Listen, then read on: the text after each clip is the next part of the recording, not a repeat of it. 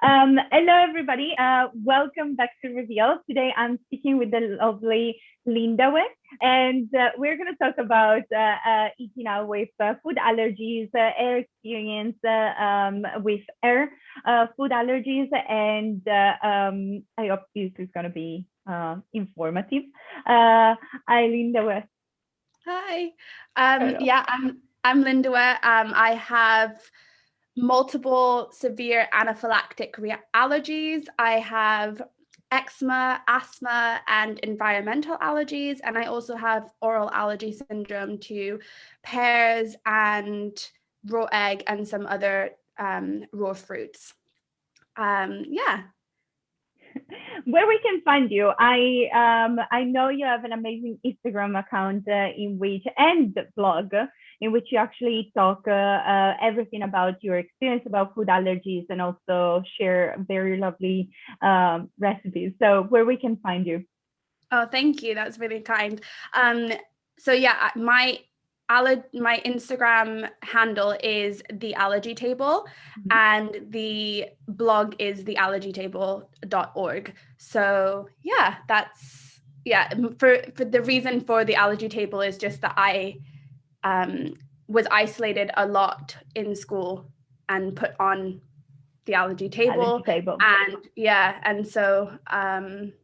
That was difficult, but what I want is for no one to be excluded and no one to be put on the allergy table anymore. So Yeah, and I think it's also a very hard procedure in the sense that realistically you're exposing kids with different food allergies to eat at the same table, and because they are kids, that this can end up very.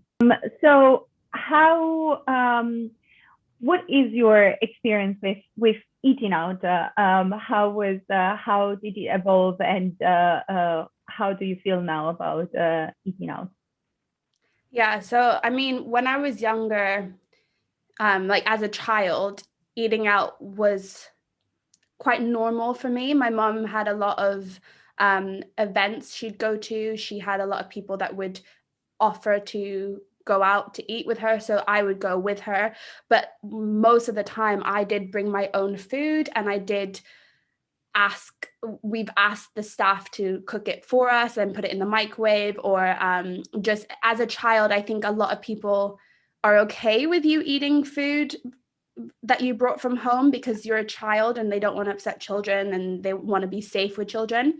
And then as I got later in life, I did kind of have a not careless attitude, but I did kind of have I was a teenager, right? And I think we all have that where we just are like, I am invincible and no one can hurt me. But I did also have that like a boundary where I would still not eat like may contains. I would check with the staff, but I left off a lot of allergens on the list I gave them. So I usually only told them I was allergic to nuts and sesame, where I have a lot more allergies that I deal with. So that's a teenage life. So I did eat out a lot as a teenager, but mainly like foods that I felt that would be safe, like things that I thought like the cuisine and the culture was safe for me. A lot of Italian, a lot of British, a lot of American, just to standard foods in like my culture. And then as I got older and as new ingredients started to come in, like pea protein, chickpea flour, gluten-free flour, veganism came in, it got a lot harder because people were catering more to those kinds of lifestyles than allergy lifestyles. And so I found it really hard, and I did go into a little bit of a shell for a while and feeling really unsafe and feeling like I had only like two places to eat out. So I didn't explore. I didn't go out to new places because I just was so worried that they wouldn't be able to cater for my long list. And because I was more confident in my allergies, I would tell them my long list and they would freak out or yeah, or they just didn't believe me with this long list. Like a lot of people just don't believe me because how could you be allergic to that many things? Like how could you? And especially, yeah. I know, but especially as a lot of them are apart from the top 14, they just don't believe that you can have allergies to anything else than the top 14, because why do we have the top 14 if you can be allergic to anything? And actually you can be allergic to anything. Like anything. So that's kind of the thing that frustrated me, is that the more I showed them like my true allergies, the more it got harder for me to eat. So yeah. What was your question again? There, no, it's fascinating what you're yeah, so now I'm in this state of, again, I'm in that state of challenge. I'm in that state of, I should be able to eat out. I should be. And it's not just about me speaking up. It's about them taking control and knowing what's in their food. Why should they serve food when they don't even know the ingredients in it? Like I would never serve food to my friends at my home without knowing what I put in it. Yet staff and chefs don't know what's in it. And I don't understand that. And so I think for me, I'm now wanting to advocate in restaurants. I'm now wanting to go there and not demand like in that way, but like, go there and be the same person as my friends who don't have allergies, right? And they should accept me and help you to navigate their offer. I think we should be able to cater. Like they should be able to cater for anyone. Yeah. And I think if you are a service-based restaurant, you should be. And unfortunately, during the pandemic, there's a lot of restaurants that have refused to serve allergy people because it's too dangerous and it's too much work, I think, that people forget, and they freak out because of allergies and because they're dealing with so many things, which I completely understand, actually. And I completely understand that like they must have taken such a financial hit this year, and it could, and I understand that suppliers have changed during this year, and I get it, but I also think that they don't understand that when the allergy community finds a place where they trust and they know, everyone will go there, and they don't understand it. And it's still, it confuses me that they don't understand, because we just want safety, and we just want people who gets it, who like, yep, I get what that is, and I will do as much as possible to make you feel safe and to give you the food that you need. And if that means that I have to have just like a grilled chicken and vegetables, I'm okay with that. Like I don't have to have the whole thing, but I just want you to cater for me. I just want you to help me. Yeah, I just to pick on some of the things that you have said, I think there are topics that are so essential to be really underlined. And the first one is that, yes, they need to know their ingredients, and they need to know what is inside, because then you can choose. And I think it goes behind having the folder. It goes with a really complete awareness of what is in their food, so they can change and swap, and they can adapt that as well to your needs. Because if they have everything in place, most likely they're going to be able to offer you more as well. Yeah, isn't it? No, that is true. Like, I mean, I say it all the time. It's like the best like experiences I've had during eating out or any experience is when the staff or the chef says to me, oh, my best friend, my brother, my partner has allergies. I completely understand, and it's so hard, and I'm going to do whatever I can do to help you. That is when you're just like, because they get it, because they can connect it to an actual human being in their life.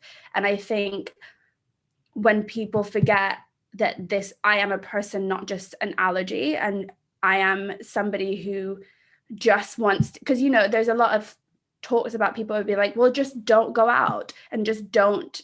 And I'm like, okay, so you mean that because I was born with allergies, or because I developed allergies later in life or whatever, that means I have to stop living my life? That means that I can't do the same things that you do because that just happens? It's just like, that's not how we should ever want to talk to people about. Like, that's just not, like, no matter what you have done, like, you should be able, no matter what you have that you're living with, you should be able to do what we all can do, right? And I think I should be able to go out to eat at restaurants. I should be able to socialize with my friends. I should be able to not only just have a drink at the dinner table. And I get it. Like, if I go to a restaurant, like, I mean, for me, I won't eat at sushi restaurants because the sesame is just like, I know based on like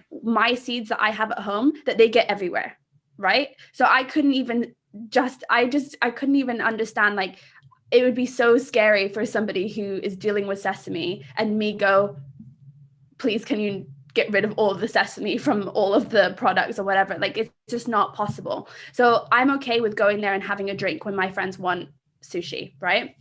But I think if I'm going to a restaurant that is a cuisine that I know that I'm able to eat and know that I'm safe eating, and then they say that they can't cater for me when most of the products don't have my allergens in them, I don't understand it. Like, I don't understand why they can't. And it's the fear.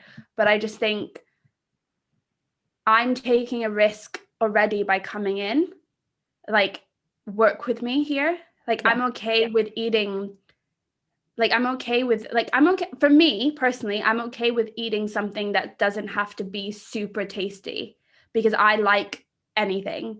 But the fact of like the blanket no, like, it's just like, but why? Important to acknowledge that food allergies are perceived as rare when realistically they're not. They're common. Like, people have food allergies, and even in UK, they're predicting that the allergic population will increase of 150% by 2023. 2023 is literally in 2 years. So there is a need of improving the way in which things are handled. And I also think it's important to realize, like, I've been in the service sector for 10 years, right? And I understand that there's a way that they have just done it, like, for a long time. And like, whenever I say like, oh, I have allergies, they're all like, oh God, that's going to be tough. Like, even when I was working there. So I understand, like, they have to change things, right? But we've seen that people can change. We see, because of this year, they have to change now. They have to change, and they have to put in procedures and checks for this virus. So a lot of those procedures are really tied into allergies, you know, cleanliness and making sure that everything is separate and everything is cleaned often and things like that. But they forget that that's what we need. We just need things to be cleaned often. We need things to be separate. And that's it. And they've done it now based on this. But why does it take like a pandemic for people to start making these adjustments? You know, and then why is it that people are forgetting allergies in these adjustments? Because they're so similar, and they need to take into account the allergies. I agree. Obviously, I think the is the reason why it's so important to speak about food allergies right now, because what I saw, and definitely I hope you can agree with me, the idea is that because they shift online, they were like, okay, we don't need an allergy menu online, or you get on major delivery companies and nobody's showing the right allergens information. And then once again, like, I had this amazing conversation, and going back to what you say about when you share your food allergies and you advocate for what you need, and the stuff is like, oh gosh, first of all, how do I memorize them? Second of all, how do I communicate them? Third of all, I don't know what I can cater for you. And it all goes back to information. Most of the time, many restaurants don't have either the icons or full updated information on the folder, which is another topic. I think the folder is one of those moments in which is like, okay, I'm glad I have it, but it's like, again, I feel isolated and nailed out of the group and the atmosphere. But it goes back to, if we make the information available and easily present on the menu, on the website, and etc., then the staff is going to be automatically more aware of what is in their dishes, and therefore the chef is going to be more aware of that because they need to update those information, and therefore the loop is going to be different because the information are there. They know how to modify a dish for you. They know what it goes into that, and then because they have this map that is so much broad about the ingredients used, then it's going to be easier to really get things moving in the right way fully. Yeah. I think, I mean, like what you're doing and what you're trying to do, and like a lot of apps that are trying to do that as well, and trying to make sure that like there is a connection and a communication, like that is so important, like that's great. And I think what you said about the allergy menu, like that's great. And yes, when it comes out in a big binder, it's overwhelming, to say the least. Like it's just overwhelming, and they don't help you where is the dish that you want. They don't help you in how to do it. And for me, I find that they're washing their hands of me when they give me that folder. And then when I tell them, like, that's great, thank you for the folder, but I actually have a lot of allergens that are not on this list. So it's good for me to check what is, but for me personally, it's the cross-contamination in the kitchen that's the most important, not what's, like, I mean, obviously the ingredients are really important, but it's the cross-contamination and the other allergens that are still just as serious and still just as severe that are not on the list. And so when I give you my card, you give it to the chef, please. And that's what I need from the chef. Like, I don't need to check, and that's a really good thing. But like, I'd rather you not give me the allergen information and just give the chef my card, because they can do that. I think it's tricky though. I agree, but I think is that bit of they know that needs to be dived into a bit more, in the sense that yes, they know they have your card and etc. But I think having the folder, the information is essential, because they need visually is much more powerful to be like, I don't know, celery. I need to exclude celery, sesame, eggs, dairy. Okay, so which dish can serve this person based on the ingredients inside? No, it's great. Like, honestly, I like to check off to make sure that there's no nut in my dish, there's no shellfish in my dish, there's no sesame, all that. But I have lentils, chickpeas, peas. And so like, that's fine. If I can say, oh, no nuts, no shellfish, fine. But what if the dish is fish and chips with peas? Like, and they didn't put that in the list. Yeah, but they didn't put that as like, it just says fish and chips. So when I give that list, they have to know, oh, that's peas. Well, I can't put mushy peas on there. And you're talking about the menu, which has the greens, right? With the 14 major allergens. Okay. I was talking about like sometimes in some restaurants you are provided with a brief list of ingredients as well. It happens more often in chain and bars because they have products that they are catered from different suppliers. So no, I agree. Like when they propose you with the green, the allergen screen is overwhelming. It's very confusing because like suddenly you have 1,000 bubbles that are coming up, and it's just like, how do I cross reference? And then it goes back to what you were saying about safety, is that the folder passed end by end, and everybody has a different food allergy. So maybe somebody has, was eating peanuts, and then they have the folder because peanuts are not their allergen, and so suddenly it's passed to you. And there is no there I think these are the small things that really need to be taken care of, because is you're doing already a good job because you're providing me with the folder, but the information are not enough. I need to know what is inside. And the second thing is also, it goes back to the allergy table, right? Like you need to think about the environment. You need to think about how different people have different necessity, and therefore their perception of safety is going to be very different from another person or need regarding safety. Yeah, I mean, honestly, like the allergy menus have come in my 20s. So I didn't have experience with them in my teens, but I don't think I would have appreciated an allergy menu in my teens, because with all of my friends, and then I say, oh, I have an allergy, and then they bring me this whole binder, that would just exclude me more and make me feel more uncomfortable. And then I feel like I don't even want to share again.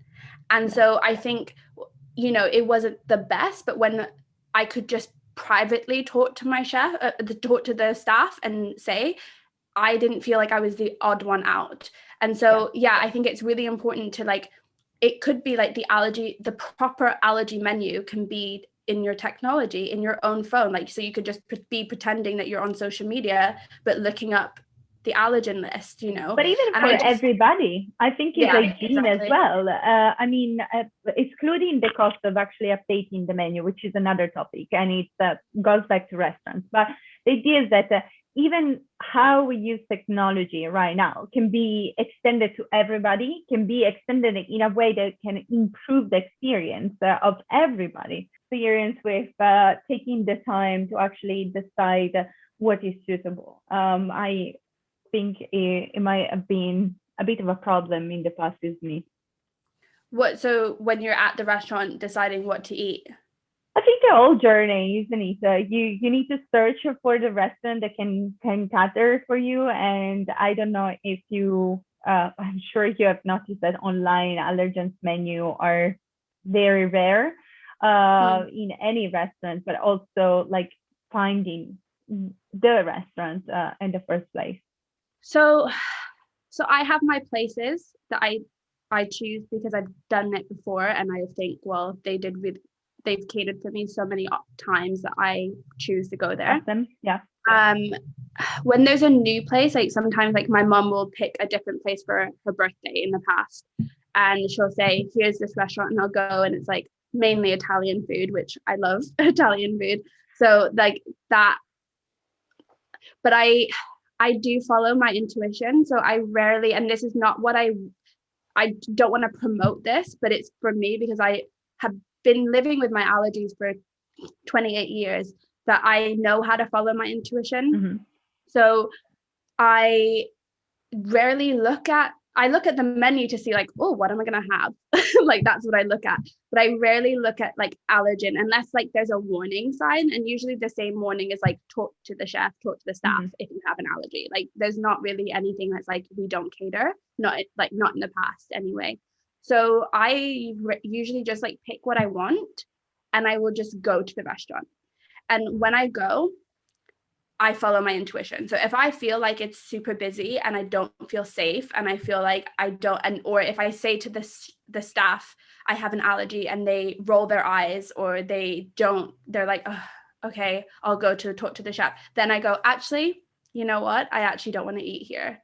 And they're like, what? And I was like, the way that you handled it, like, I don't feel safe. I feel like you're not going to really help me. Take care of me. And I'd rather just have a glass of wine and not like I don't want like the night to be overtaken by my allergies.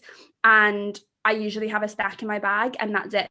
But why I do that is because when I do go and I do say I have an allergy and I would love this, right? And they go, yeah, great, cool.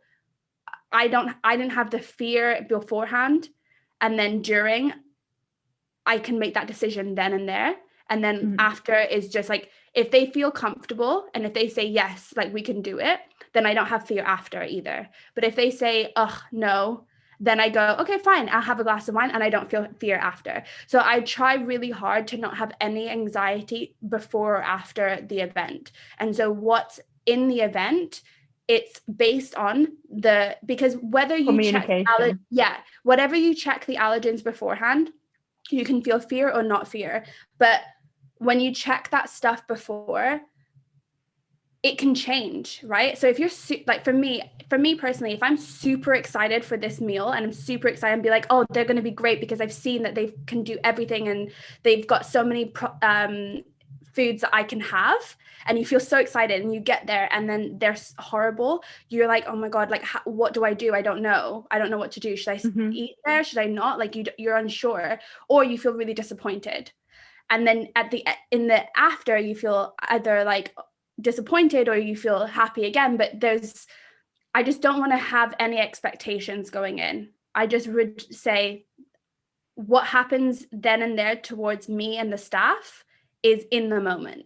And I have no expectations of what's happening. But the only expectation I have is after feeling comfortable. Whether I ordered food or not, I have to feel comfortable after. And so I will not let someone be horrible to me and still eat the food. Yeah. Like I won't do that, because all through the food, I will feel horrible. Unsafe. Yeah, unsafe, uncomfortable. Oh, mom, can you check if I have this? Oh, can you check it? Are you okay? Checking my phone to see if I have a reaction. Like, I don't want that in this. So I'd rather just have a drink and just be socialized, and then I feel comfortable after. So I go in without any expectations, and always I want to feel comfortable after, and that's it. So yeah. I think it's so unfair in the sense that you're there, you have a lot of choice, a lot of ingredients, and they cannot cater for you because they don't have the knowledge. And I think this is for me has been the reason, one of the reasons why I was like, no, I need to change this. This cannot go on. And I think I mentioned with you a bit is a matter of finding what is the point of pressure on both sides. And I think it's so unfair that you still have to go through these experiences in which is like, obviously you found your balance, which is great. You have found your way of dealing with this situation, but something as simple as, hey, okay, let me check with the chef with a nice tone, a nice welcoming way, can change completely your experience. And then even when they come back and they are like, look, I check with the chef, they are struggling a bit. We can do something simpler. You will be still like, yeah, sure, it's on the table. It's going to be fine for me. Thank you for at least understanding that I will pay at the end of the night, and I'm here to enjoy my time as well as I think, like, just based on my own experience, like working with chefs and staff, it's fear and time. Like a lot of like the staff don't want to spend the time going back and forth to the kitchen. And a lot of them are afraid, and a lot of chefs are afraid of what would happen if we did go into reaction. And so it's the two of them. And so like even when I was a waitress and someone said I had an allergy, I actually went to like a lot of other tables and say, hey, sorry, like I'm gonna bring up your food and everything, but the person at that table has an allergy, and I'm just gonna go down to the chef and like spend some time just talking to them about the allergy. And everyone was so fine with that, and they all got their food at the right time. And I talked to like my staff, and everything was fine. But it's about feeling like you can't put things down and take time to talk to the chef about someone's allergy. And that's what it is. Like waiters feel like, I mean, myself included, like it's overwhelming. And a lot of the time, like staff comes in and out regularly. And so how do you know that they know? Like so there are some staff like me who knows a lot about allergies and has been at this restaurant for years, and then there are some that have just come in yesterday, and so how do you know which one you're getting? And that's why I always talk to the manager, because the manager has to, they can't just Overview. the managers can't just be a manager. Like, they have to have time spent in this company, they have to have done managerial work in the past, right? So there's more of like and then they also have time, because the managers just oversees stuff, they don't handle tables. So for me, I do that because of time. And then when I talk to the manager, I say to them, I don't like, this isn't fearful, I've eaten this food before, I've been here before. Or even if I haven't, I just say, this isn't fearful, I eat this kind of stuff before. I just want to make sure that everything is safe for me. So if they come back and say that things aren't safe, tell me what is, and I will do that. Like, I just want, like, if this dish that I ask you is not safe, then tell me what is, and I can figure it out. Oh my God, yes. So two things. The first is that, yes, I agree, the communication between the diner, the staff, and the chef. There are so many beats that can be missed. And even the way in which they write things, like, okay, like, what is that? Is eggs or cold? It's what did you write there? So I think that beat is essential, is key, because it also is out the process of the chef. Because if they know clearly what is the needs, and again, I'm sorry, but the idea is if they know what is inside the food, and you help them to identify what can be adapted and what needs to be excluded, then the process of communication is going to be so much smoother, and also faster, because you come there, you have your allergy card, or you have your allergen stated clearly, and it's like, okay, this is what I'm gonna add on the menu, this is what I can have, this is what I can modify. And then the staff is aware, because they have the same procedure in place. They know what they can cater for you, and this is key. And what really amazed me is that we have really technology. You mentioned that, like, I think the awareness about like apps or technology trying to make a difference, it has increased in the last years. And I think it's amazing how technology can ease the process but make it safer. Like, the most important bit is, how do we make technology serve the system in order to make it safer and more reliable? And also, another thing that I think is super important is that we mentioned a bit just a few minutes ago about like human error that can happen. And I think you say it very well, is like, sometimes especially in your teenage age, there was this, okay, I'm gonna mention only a few allergies and I'm gonna try to handle them, and you grow more aware of, no, I'm gonna mention all of them because it's important. But the idea is that if the staff and the restaurant put the extra effort, you're going to be much more confident in what you're eating, and you're going to really try to find the balance between, okay, I double check my meal and I know the staff is putting the effort. I'm more confident that this restaurant know what they are doing, and this is going to change your experience, and it's going to make also for them fearing less the human error, because they know where it can happen, where it can, when and where is preventable as well. Yeah, no, that is true. Yeah, I mean, honestly, like, if I always say that if I had the ingredients, I know, like, even when there is a restaurant, I don't know, it's called Chipotle, and that's just like a fast food, like, fresh restaurant, and that's kind of the only place I go consistently, because I know they're really good with allergies, like certain allergies, and like not really like beans and soy, but they're good with like certain other allergies, and I trust them, right? But I also every time I go there, look on their website, and they have the actual ingredients on their website, not just like free from or anything. They have like every ingredient. So like even down to the spices, they have the ingredients. And so for me, I'm like, I trust them because I can see what's inside of it. And I can search, like, because sometimes like at the beginning I didn't know what this ingredient was, so I searched for it on Google and I was like, oh, it's just a spice, okay, cool.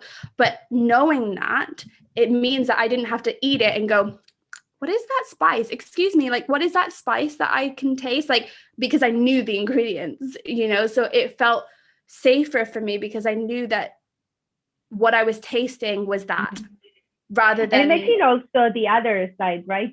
So you ask this question to the waitress, and it's like, sorry, can you tell me, please, what is the spice? And they freak out because they know you have food allergies. So in a moment, it's like, oh my god.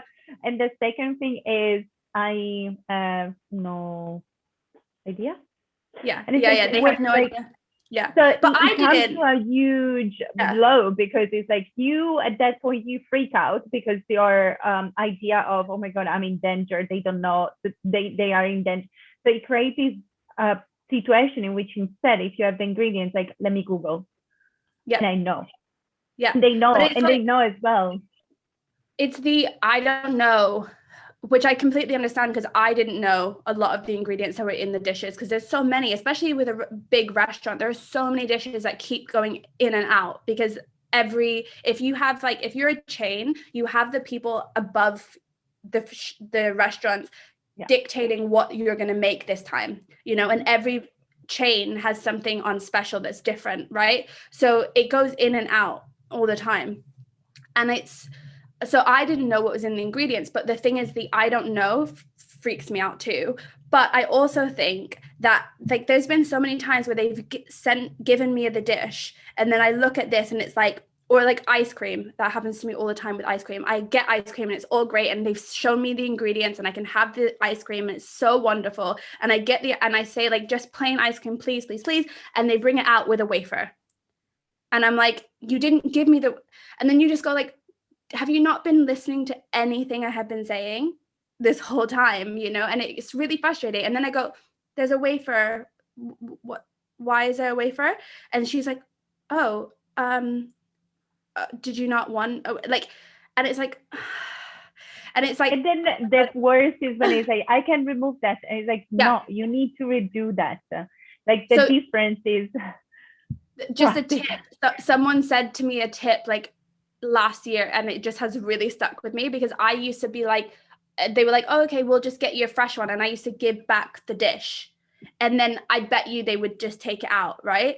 And so one tip that somebody gave me was like, keep the dish, ask them to make you a new one, and you're gonna keep it. And if they say why, and I'll be like, no, I will keep it, but I'm just gonna keep it, and then you bring out the new one and we can switch.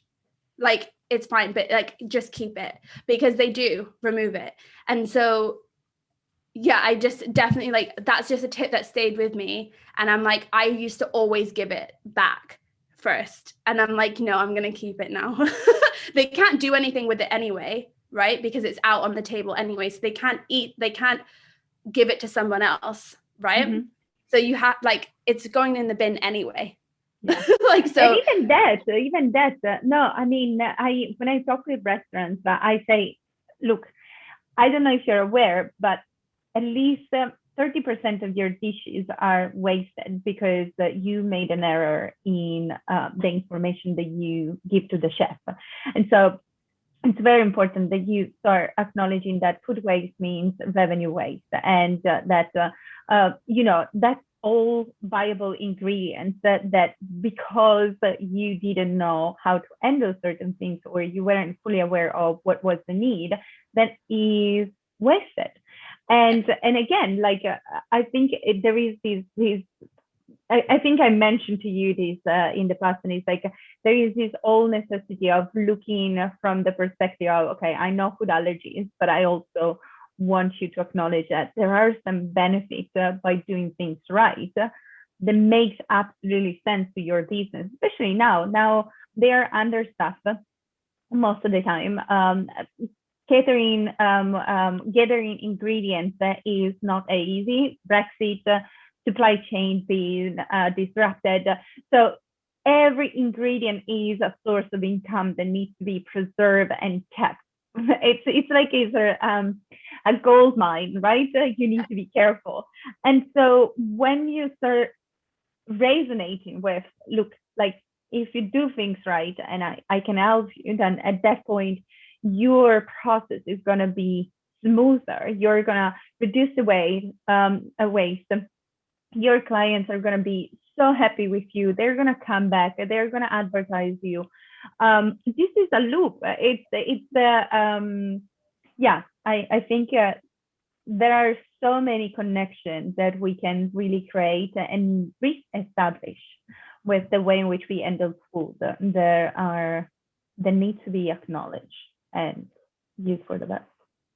I agree. I think that's good. Yeah, I agree. That's great. So, Linda, thank you so much for being here with us today. It's been lovely. And one last thing, what is the first thing that you're going to do when we're going to be happily free to go out for a walk without, having just 1 hour to go out for a walk? Oh, yeah. The first thing I'm going to do when things open is to go to the gym. Yes, okay. It's very sad, but honestly, it's me time. It's the time that I can do like 1 hour of my day that I don't have to do anything. And like we said off air, that we just it forces me to stop. It forces me to like focus on myself. And I like doing that at home, but I miss the environment. It's that the biggest thing for me is the environment, the vibe of places. I miss like the coffee shop vibe, this like shopping, like going for shopping and everyone just like going shopping, the going outside when the sun's out and everyone just enjoying it. Like I miss the vibe of people. And so, yeah, I miss the gym vibe and I can't wait. I'll be there 6 a.m. on the 12th. Hello. So, yeah. And I think you did a post on your Instagram, very interesting, a couple of months ago, about like gyms when they reopened back in April and April? No, it was June at that point last year. Anyway, when they reopened last year, and it was like a person was having food in the gym, and then it goes back to how like everything is around food, but we are not knowledgeable about the food that we eat. And it's just like, we need to change that. I think the government is doing a great job about like speaking up for food allergies. And you with your account, the Allergy Table, are doing an amazing job to really, really spread the word and the awareness. Yeah, gyms are a really bad, a bad place for nut allergies. Like, I'm not gonna lie, like I can't like, there's so many times that I can just see like, wrappers of granola bars, all of that stuff. Like, my personal trainer used to always bring nuts before training me, and I told him like the day of, I was like, you can't be doing that anymore. Like, you can't be eating nuts before you train me, because well, it's just like, you're holding the same bar that I'm holding. You're holding the things, and I find it really uncomfortable because I'm like, we're picking up the same things, and you can disinfect all you want, but that's not going to take away the allergens. Like, it's really scary. And so I've been seeing that a lot. And I had a mask on, and there was one thing, and I just smelled something, and I was like, what is that? And like, the personal trainer who was training somebody was eating a bag of nuts, and then he put the nuts on an equipment, and I was like, and I was going to say something, but the thing is, what's the hardest thing to speak up is it's really hard to speak up when someone is holding your allergen. It's really hard. Because you're even like afraid that you're in that place. And so it's hard to say like, hey, can you stop eating nuts from all the way across the room? Like, it's really scary. So I just left. But I did send an email to the gym about what their policy is about food on the gym floor, and they've never gotten back to me. So yeah, I mean, it's hard, but I'm gonna try, because I've been in the gym for like properly in the gym for 4 years, but pretty much for over 10. And so I think like I really want to make sure that it's safer, because a lot of people because I did a poll about whether people do go to the gyms, and a lot of them said no. And then I said, is it because of the pandemic? Was it because of food allergies? And like the majority of them said food allergies. And like that shouldn't be a barrier between physical fitness. Like we shouldn't have that as a barrier. And it is, because a lot of fitness people and health people like to eat nuts. Like it's just, that's what it is. And apparently it's protein, but like there's other forms of protein. So and I just don't think that they need to. No, I agree. And I think it's also very important also from a behavioral perspective that we really take food out of our activities, in the sense that I think we are getting to the point in which, the government, the society, everybody is aware and afraid about the obesogenic situation and environment. But then food is so embedded in our activities and in our life that we take for granted that we can have nuts when we train. And actually, let's be frank, there is a problem also of checking. Okay, so if you're training and you're having something, maybe you're drinking, maybe you're doing something else, maybe you're distracted, let's be aware of this. I know it sounds extreme, but it goes back to food shouldn't be present in gyms. You don't need that when you're training. You can have it before and you can have it after, and we can share the research behind what food should be eaten for muscle recovery or glycogen supply. So it's very, very. I mean, I understand personal trainers, they have no time. Like there's a lot of times that the training is back to back. Like I've experienced that. But for me personally, I would rather them say, hey, I just finished with a client. Do you mind if I just go and just get a handful of nuts and go to the bathroom, wash my hands, and then come back out? It takes what, 5 minutes, less than? Yeah. So like, I think I know that like it's hard sometimes to get in food, but I think if you actually did try, it's not that hard. And I think a lot of people just don't make an effort. And it's like they don't make an effort until you take a stand. And this is why advocacy is so important, is because no one will make an effort until you make them make an effort.